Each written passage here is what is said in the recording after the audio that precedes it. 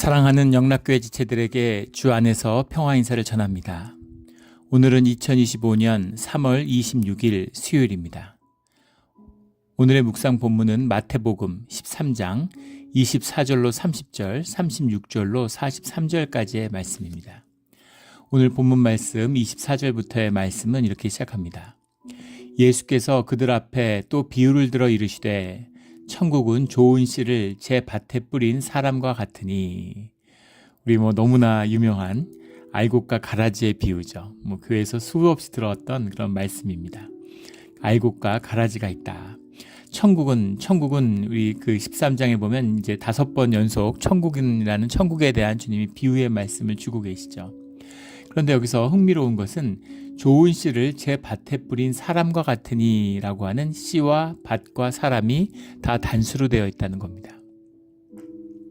이 말씀의 의미는 36절부터 43절까지 주님이 풀어주세요. 지금 사람들에게 비유로 말씀하시고 그 다음에 그 무리를 떠나사 36절에 보면 예수께서 무리를 떠나사 집에 들어가시니, 그래서 13장이 시작할 그날 예수께서 집에서 나가사 라고 하는 그 집과 통하고 있는 거죠. 그래서 무리에게 선포된 말씀이고 동시에 제자들에게 가르쳐 주시는 말씀이다 라는 것을 알 수 있죠. 25절에 사람들이 잘 때에 그 원수가 와서 곡식 가운데 가라지를 덧뿌리고 갔더니, 곡식은 단수로 되어 있는데 가라지는 복수로 되어 있습니다. 그래서 이제 와서 이제 곡식을 확 뿌린 것이죠. 이 곡식이라고 하는 말은 이제 시토 이런 말인데, 이게 이제 밀이죠. 밀을 꼭 빵을 먹는 사람들이니까 이제 밀밭인데 거기다가 지자니아라고 하는, 지자니온 이렇게 되어 있는데, 지자니아라는 거 가라지라고 번역을 했는데 이게 겉볼이라는 거라고 합니다. 겉볼이라는 게 돋볼이라고도 하고 밀하고 굉장히 흡사하다는 거예요. 밀하고 구분이 잘 안 된다는 겁니다. 그런데 이제 이게 심지어는 추수할 때도 일반 농사 지을 때도 밀에 이 독보리가 섞이기도 한대요. 그러면 이 독보리를 먹으면 설사가 나고 무슨 이렇게 장염을 일으키기도 하고, 독보리다, 겉보리지만 독보리인 거죠. 이제 그것을 와서 뿌리고 간, 사람들이 잘 때라고 되어 있는 거죠. 잘 때라는 게 나태함에 대한 그게 상징하는 게 아니죠. 잠을 안 자는 사람이 어디 있습니까? 쉼을 취하지 않는 사람이 어디 있어요? 잘 때는 경기가 느슨해지고, 근데 그 잘 때 그때 원수가 와서 곡식 가운데 가라지가 덧뿌리고 갔다. 원수라는 말이 나오는데 에크트로스라는 말입니다. 에크트로스라는 말이 에크트라라는 말에서 왔는데 이게 참 기가 막힌 그 장면이에요. 에크트라라는 게 분리입니다. 분리되다, 나누어졌다, 단절이죠. 분리된 자, 대적자 이렇게도 하고, 그러니까 주님과 분리된 자죠. 주님과 분리된 자들이니까 원래 천사였는데 주님을 거역하고 주님으로부터 분리된 자들, 당연히 주님의 섭리 가운데 창조한 하나님의 형상인 인간과도 분리된 자들이죠. 그 분리된 자들, 단절되어 있는데 딱 달라붙어 있어요. 그게 재밌는 거죠. 원래 그 단절된 자들이 들러붙습니다. 외롭고 사람들과 함께 삶을 나누고 공감하지 못하는 자들이 점점 더 들러붙어요. 단절된 자들이죠. 그들이 원수고 대적자입니다. 39절에 가면 가라지를 뿌리는 원수는 마귀요, 이 원수 대적자가 마귀였다.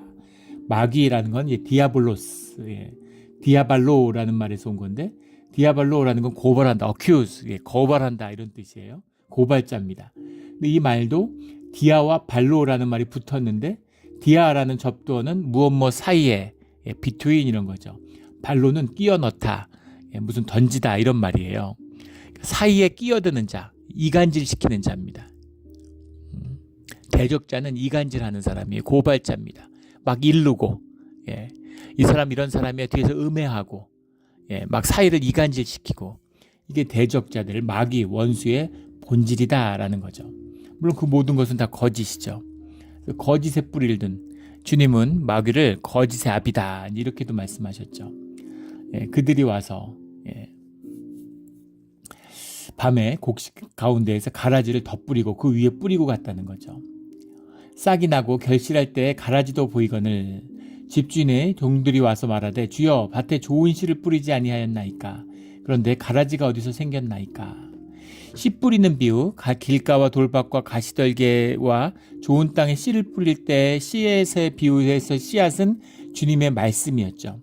그런데 여기서의 씨앗은 주의 자녀들, 주의 유업자들을 지칭하는 것이죠. 그래서 말씀을 받은 자들, 말씀에 받은 자들이 세상에 심기어진 씨앗이다, 이렇게 말씀하시는 겁니다. 그 씨앗을 통해서 하나님의 나라가 피어난다라고 말씀하고 계시는 거죠. 주인이 이르되 28절에 원수가 이렇게 하였구나. 큐리어스 이런 말이죠. 주님, 우리가 주여 주님 할 때 큐리어스, 주님, 우리는 종이고 주님이다라는 비유적인 표현입니다. 근데 주님을 또 이 시대에 선생님이라고 번역되는 랍비어라고 부르는 사람들이 있습니다. 그런 사람들은 대부분 서기관이나 바리새인들이나 이런 종교인들이죠. 종교인들은 지식을 배우고 자기보다 지식이 우월하니까 선생님이라고 부르는 거죠. 그런데 주께 속한 자들, 주님과 함께하는 자들은 큐리어스, 주님 이렇게 부르는 겁니다. 우리 크리스찬이 그리스도에게 속한 자, 그리스도의 종 이런 말이잖아요. 그리스도에게 속한, 그리스도의 것인 거죠. 주여 이렇게 부르고 주인이 이르되 주와 종의 관계다. 주님께 속한 자들이다. 주인이 이르되 28절에 원수가 이렇게 하였구나. 종들이 말하되 그러면 우리가 가서 이것을 뽑기를 원하시나이까. 당연히 가라지가 있으면 뽑아야 될 것 같은데 주인이 이르되 가만두라 라고 말씀하고 계시는 겁니다. 가만두라. 가만두라. 가라지를 뽑다가 곡식까지 뽑을까 염려하노라. 주님이 가라지를 뽑으라고 하실 것 같은데 가라지를 두라고 얘기하시는 거죠. 뭐라고 얘기하시냐면 그 이유가 가라지를 뽑다가 곡식까지 뽑을까 염려하노라. 곡식이 귀중한 거죠. 그래서 가라지도 두는 겁니다. 곡식을 지키고 곡식을 연글기 위해서. 왜냐하면 가라지를 뽑다가 비슷하니까 곡식도 뽑으면 안 되니까. 또 사람들이 무슨 하늘에서 뽑는 게 아니잖아요. 거기 밟고 들어가는데 빽빽하게 쌓이는 밀밭 사이에서 가라지를 뽑아내면 아무래도 밀을 밟게 되겠죠. 그렇게 하지 말고 그냥 두라는 거죠. 둘 다 추수할 때까지 자라게 두라. 추수 때 내가 추수꾼들에게 말하기를 가라지는 먼저 거두어 불사르게 단으로 묶고 곡식은 모아 내 곡간에 넣으라 하리라. 그 말씀이 마지막에 나오는 그 주님이 풀어주시는 거죠. 추수꾼들은 천사다라고 39절에 말씀하시고 마지막 때 가라지들은 풀무불에 던져 넣으리니 거기서 울며 이를 갈게 되리라. 지옥에 내쳐진 자들, 가장 비극적인 운명의 소유자들이죠.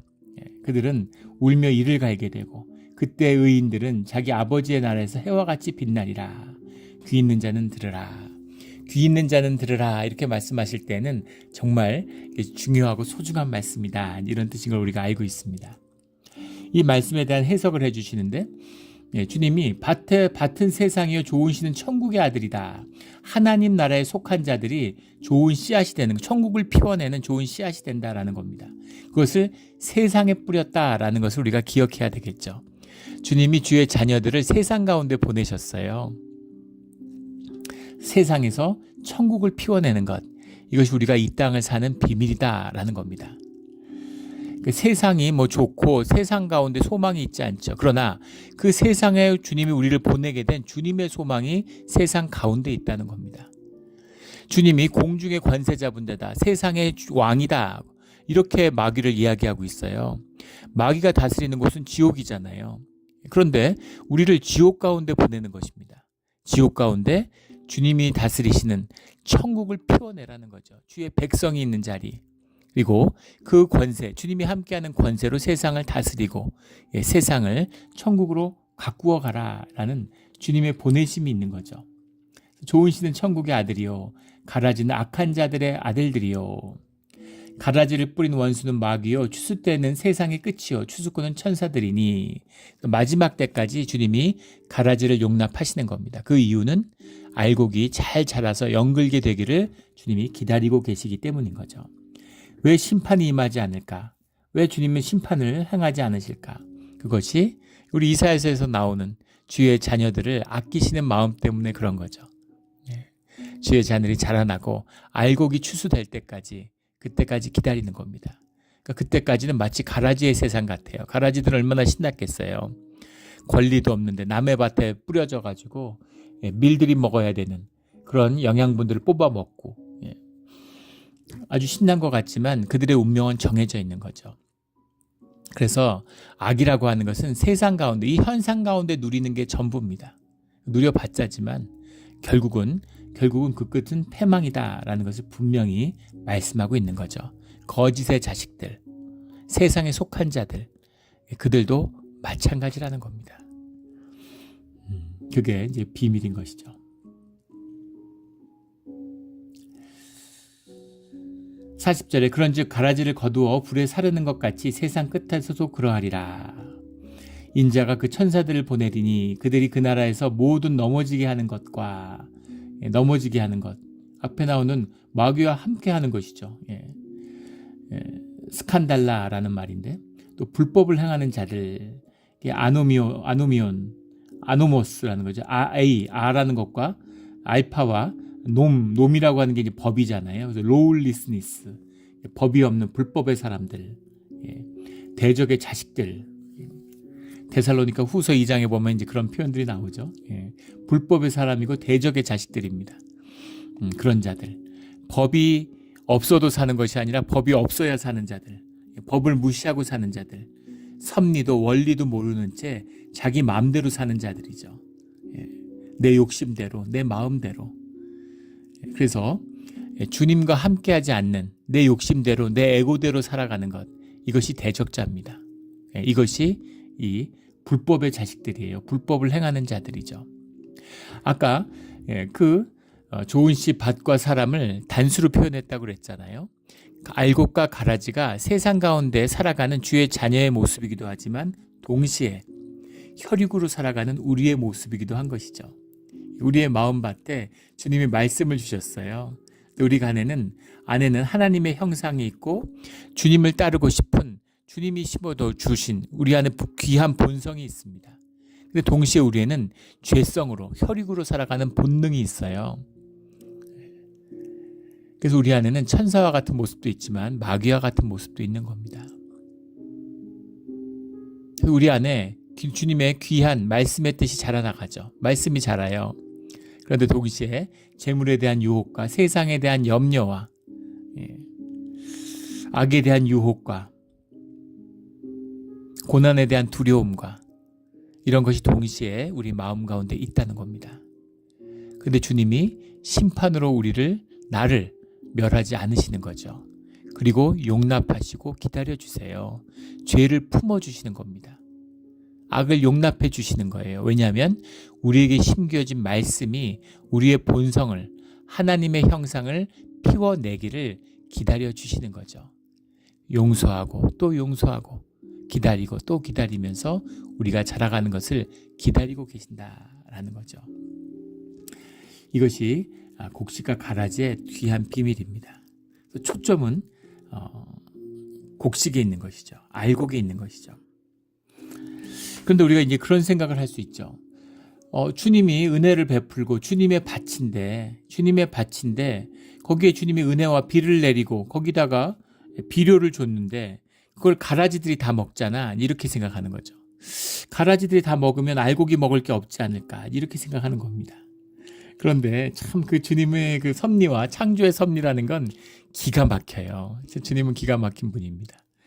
우리 생물학자들이 생물을 연구하다 보니까 그 20세기의 최대의 생물학의 기적, 과학의 기적은 질소 비료를 만들어낸 거죠. 그 질소, 자꾸 땅이 산성화되는데 알칼리성을 보충해 줘서 땅이 산성화되는 것을, 땅의 토양이 고갈되는 걸 막아줘야 되는 겁니다. 그래서 질소가 필요해요. 근데 질소를 공급해 주는 걸 몰랐죠.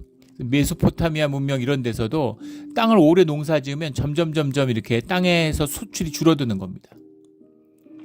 그 나일강도 주기적인 범람을 통해서 그 썩은 것들, 그 비료들을 강물이 쭉 뭐 물고기 썩은 것부터 낙엽 떨어진 것부터 그 썩은 것들을 계속 강물이 끌어오다가 그걸 이제 범람하면서 주기적으로 땅을 비옥하게 만들어줬던 거죠.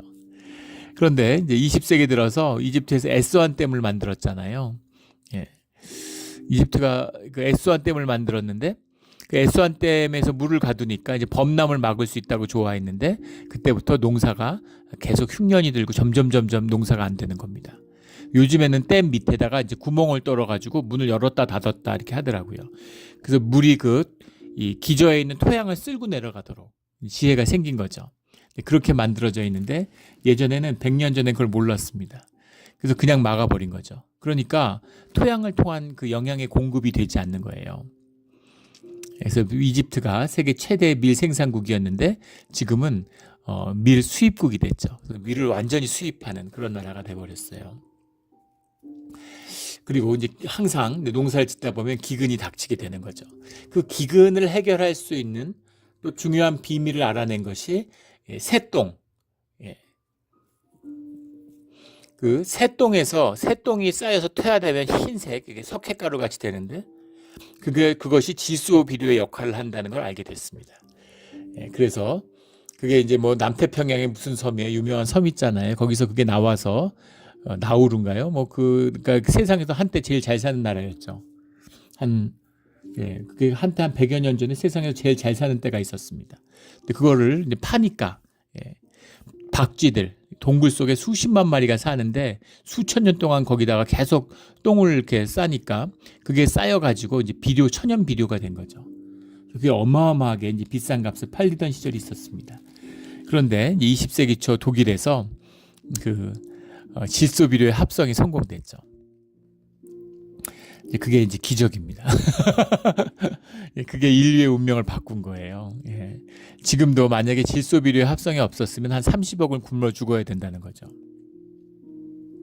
30억밖에 못 살고 50억이 굶어 죽어야 된다. 뭐 그랬던 것 같습니다. 이렇게 많은 사람들이 지구에서 살 수 있게 된 건 질소 비료를 만들기 때문에 합성했던 겁니다. 그럼 그 질소의 성분은 어디서 왔을까? 없는 걸 만들어내진 않았을 거 아니에요? 주님이 만드신 그 질소를 어디서 인간이 찾아냈을까? 어디서 찾아냈을까요? 공기 중에서 찾아낸 거죠. 공기의 연금술이라고 그러잖아요. 공기 중에 질소가 풍부하다는 걸 알게 된 겁니다. 그래서 지금도 마찬가지죠. 수소가 지금 뭐 수소 연료, 수소 전지 뭐 그러잖아요. 수소를 쓸 수 있는 법을 알아요. 근데 문제는 그게 수소로 존재하면 좋은데 산소와 결합되어 있다는 거죠. 물로 존재해요. 세상에 제일 흔한 게 수소인데 문제는 물에서 수소를 분리해내는데 많은 에너지가 든다는 거죠. 그게 문제인 거죠. 그게 아니라 수소가 분리된 채 존재하고 있다면 그러면 대박이죠. 그때는 질소 비료처럼 인류의 운명을 또 한 번 바꿀 수 있겠죠. 공기에서 질소를 뽑아냈어요. 주님이 공기 중에 질소를 그렇게 함유시켜 놓은지를 몰랐던 겁니다. 인간들이 수만 년 동안 참 기가 막힌 선물을 찾아낸 거죠. 그런데 그 질소를 주면은 잘 자라는데 주는 대로 잘 자랄까요? 100g 주다가 200g 주고 400g 주고 800g 주고 그러면 줄수록 막 자랄까요? 그렇지 않죠. 지금 환경 오염 중에 제일 큰 오염 중에 하나가 과도한 질소 비료의 투여라는 거죠.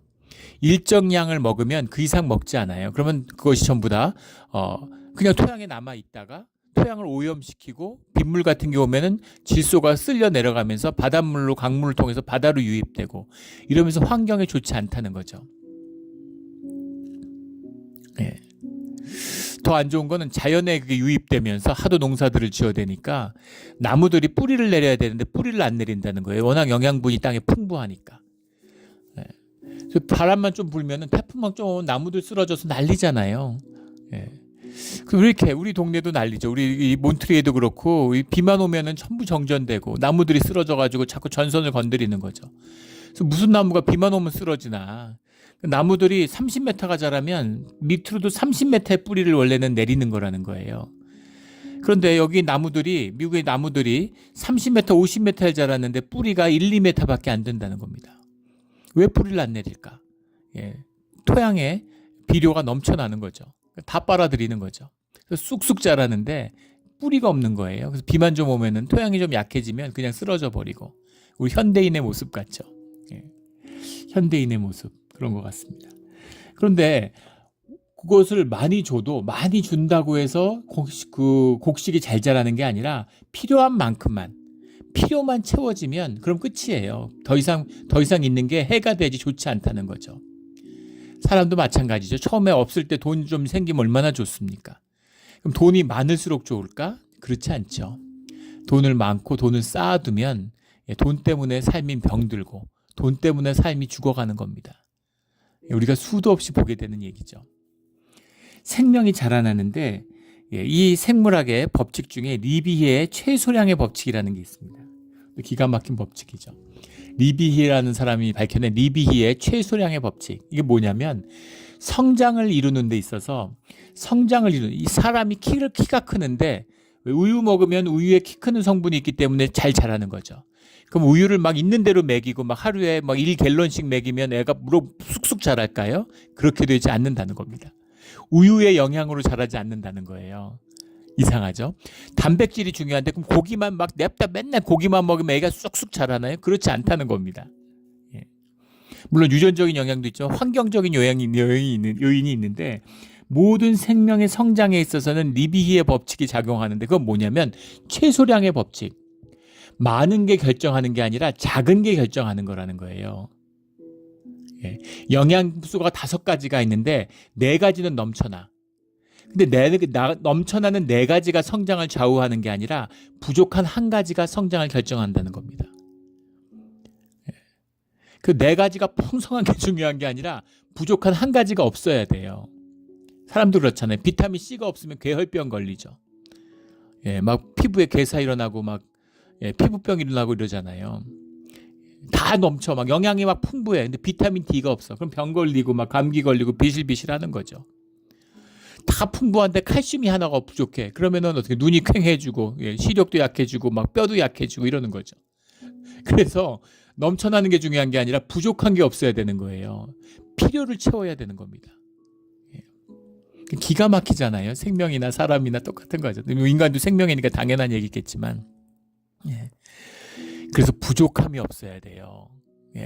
넘쳐나는 게 중요한 게 아니고. 그래서 모든 필요가 니드 베이스로 채워져야 되는 겁니다. 주님이 우리의 필요를 채우시죠. 우리에게 있어야 할 것을 아시고. 그래서 부족한 게 없는 최저점이, 우리가 아이들하고 같이 등산을 가는데, 뭐 지금은 다 커서 그런 게 없지만 어릴 때 가면은 나이 차가 있으니 큰애하고 막내하고 6살 차이 나요. 그래서 산에 가면은 제일 먼저 힘들어하는 건 막내죠. 그런데 어디까지 갈 거냐는 걸 누가 결정합니까? 막내가 결정해요. 걔가 갈 수 있는 곳까지 가는 겁니다. 걔 버려두고 가네. 가족인데 너는 여기 있어라 이러고 가나요? 그렇지 않죠. 그런 겁니다. 생명이라면, 군대 같은 건 다르잖아요. 전쟁 영화 같은 건 보세요. 전쟁 영화에 보면 전우회가 있고 막, 와, 우리는 같이 죽자 막 이러는데 고지를 향해서 막 돌진하다가 전우가 쓰러져요. 막 그러면 막 그 전우가 막 부르짖잖아요. 막 소대장님, 그러고 저를 버리고 막 전진하십시오. 그러면 막 김중수 안 돼 이러고 막 끌고 가려고 그러고, 결론은 뭐죠? 버리고 갑니다. 왜냐하면 군인이고 고지를 점령하는 게 더 중요하기 때문이죠. 가족이면 어떻게 될까요? 막내가 아빠 난 더 못 가겠어, 이러면 못 가는 거죠. 그럼 막내 업고 내려와야죠. 뭘 어딜 갑니까? 가족보다 더 소중한, 넘치는, 그걸 뛰어넘는 무슨 목적이 있어요? 존재죠. 교회도 가족도 존재입니다. 목적이 가족을 대체하지 않아요. 근데 세상에 쏘가가지고 교회 나왔는데 교회를 목적을 가진 조직인 줄 알아요. 조직은 센 사람이 중심이 됩니다. 기준점이 센 사람이 돼요. 군대는 지휘관이 기준점이 됩니다. 그런데 가족은, 교회는 연약한 자가 기준점이 되는 거예요. 그래서 주님이 뭐 어디 가라 그런 적 없고 뭘 이루라고 한 적 없습니다. 주님이 이루시겠다고 말씀하시죠. 그리고 주님과 함께 하라고 주님이 업고 가시는 거예요. 이것이 생명의 비밀이다라는 거죠. 최저점, 최소량의 법칙, 그걸 채워주시는 주님의 은혜가 있는 겁니다. 그래서 가라지가 알고기 먹을 양분 가라지가 다 가져갔네. 그럴 필요가 없는 거예요. 가라지도 충분히 배불렀지만 알곡도 충분히 배불렀다는 겁니다. 근데 배가 아프죠. 아니 왜 알곡 거를 가라지가 먹지? 그리고 가라지도 배가 아플 수 있겠죠. 우리가 다 먹을 수 있는데 왜 알곡도 저렇게 잘 자라는 거지? 우리가 다 뺏어 먹은 것 같은데. 근데 그런 생각 자체가 단절이죠. 같이 자라는 거예요. 같이 자라고 같이 풍성하게 자라나는 겁니다. 그런데 문제는 뭐냐면 초점은 알곡이라는 거죠.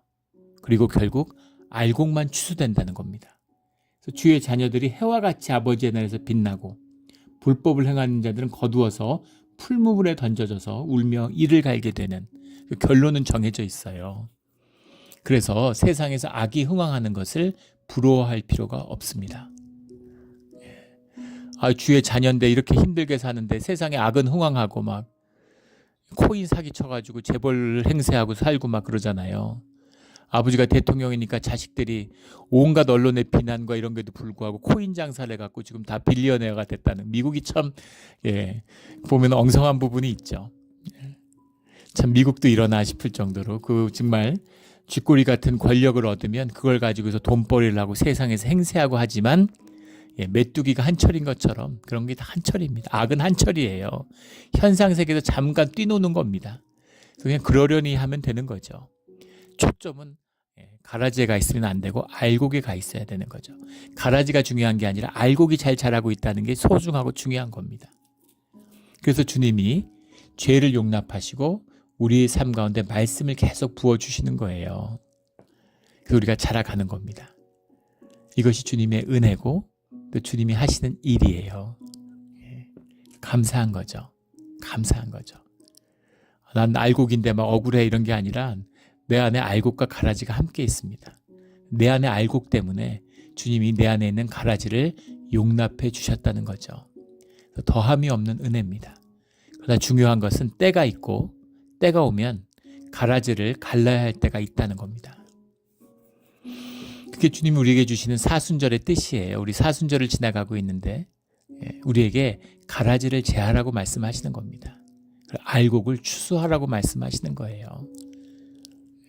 추수의 삶이 있어야죠. 들판이 누렇게 익었는데 추수를 못해요. 오늘날 한국 교회의 모습 같습니다. 주님이 가라지를 용납하셨어요. 그래서 알곡이 잘 자랐습니다. 알곡을 보면은 정말 부자 된 것 같고 너무 좋았는데 거두어 들이질 못해요. 창고에 들이질 못합니다. 무슨 의미가 있나요? 추수가 되지 않는. 왜 추수를 안 할까요? 알곡이 다 자랐는데. 알곡이 썩어가는데 왜 추수를 안 할까요? 가라지를 손을 댈 수가 없는 거죠. 가라지를 다루고 싶지가 않은 겁니다.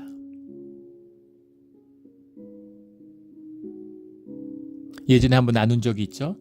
한국에 계시는 아주 이제 귀한 사역을 많이 하신 장로님인데 그분의 간증이에요. 그분이 이제 지방의 대학 총장을 하고 이제 장로님이고 뭐 선교일도 열심히 하고 기독교 대학을 세워서 많은 좋은 일들을 했습니다. 근데 그분이 제가 섬겼던 교회에 잠시 섬겼던 교회 장로님이셨는데 술을 좋아하시고 술이 몸에 맞는 거죠. 술 먹으면 취하지도 않고 뭐 알딸딸하고 기분도 좋고 좋은 거죠.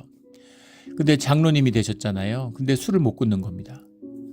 근데 사람들에게 시험이 되지 않기 위해서 집에서 혼자 있을 때만 몰래 술을 마시는데 집에 지하에 미니바가 있었대요. 바처럼 하고 술이 뭐 쫙 있는 거죠. 수십 병. 그래서 본인이 거기서 막 칵테일도 해 마시고. 근데 이제 부인이 와이프가 권사님인데 와이프가 이제 권사님이 뭐라 그러는 거예요. 당신이 교회 장로가 돼가지고 이게 덕스럽지 않게 집에다 미니바 차려놓고 술 마시는 장로가 어디 있냐고. 그러면 당신이 왈칵했다는 거예요. 아니 내가 무슨 다른 죄를 짓는 것도 아니고 누굴 시험에 들게 한 것도 아니고 아무도 모르는데 그런데 내가 조용히 혼자서 이렇게 술 먹고 위로받는 게 이게 무슨 그렇게 큰 잘못이고 죄냐고 그랬다는 거죠. 그리고 술을 계속 드셨대요.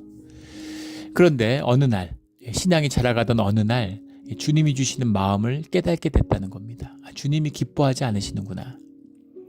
주님이 기뻐하지 않으시는구나. 그래서 주님 안에서 결단하고 술병들 다 갖다 버리고 술잔 다 없애고 이제 술을 끊었다는 거예요.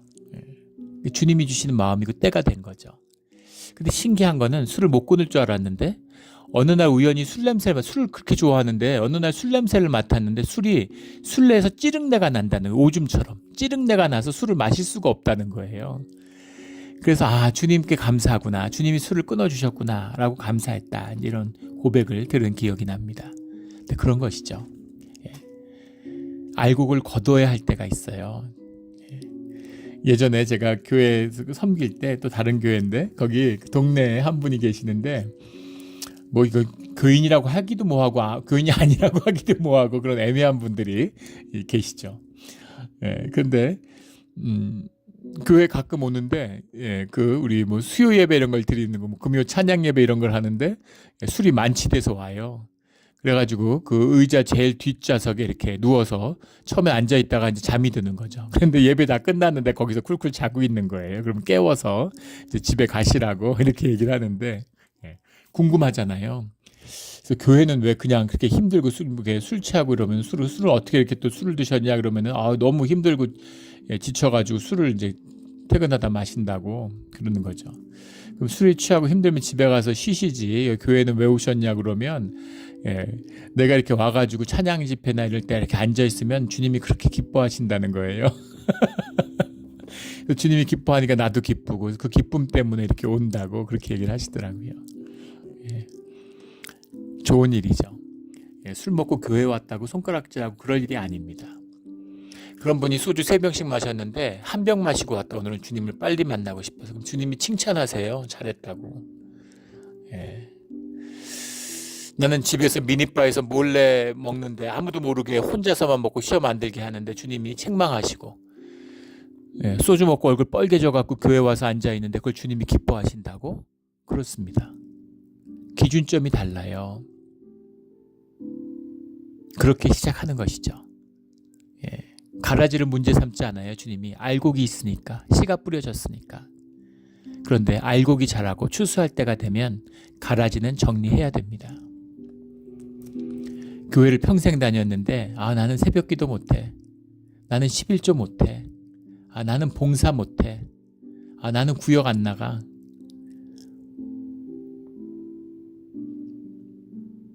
그러면 알곡이 다 썩어버려요. 추수를 못하면 아무 의미가 없습니다. 그러면 가라지 바친 거예요. 그래서 주님이 가라지를 용납하시는 그 은혜를 추수의 때가 있기 때문임을 기억해야 됩니다. 그리고 가라지가 은혜라는 걸 받아들이는 거죠. 그리고 알곡의 역사를 우리 가운데서 이루어가야 되는 겁니다. 알곡으로 추수되는 주님의 귀한 아들로 아버지의 나라에서 해처럼 빛나는 우리 모두가 되기를 예수 그리스도 이름으로 축원합니다. 아멘. 기도드리겠습니다. 하나님 아버지, 감사합니다. 우리 안에 가라지가 가득한데 주님 용납하여 주시고, 우리 안에 알곡을 심어주시고, 그리고 계속 비를 내려주시고 비료를 부어주시고 말씀으로 양육하여 주신 것 감사드립니다. 우리가 주님 안에서 가라지를 뽑아버리고 알곡으로 추수되는 주의 자녀되게 하여 주시옵소서. 그 소망과 꿈이 오늘 우리를 은혜 가운데 이끄는, 그런 힘을 느끼며 살아가는, 그 복을 누리며 살아가는 우리가 되게 하여 주시옵소서. 감사하며 예수 그리스도 이름으로 기도드렸습니다. 아멘.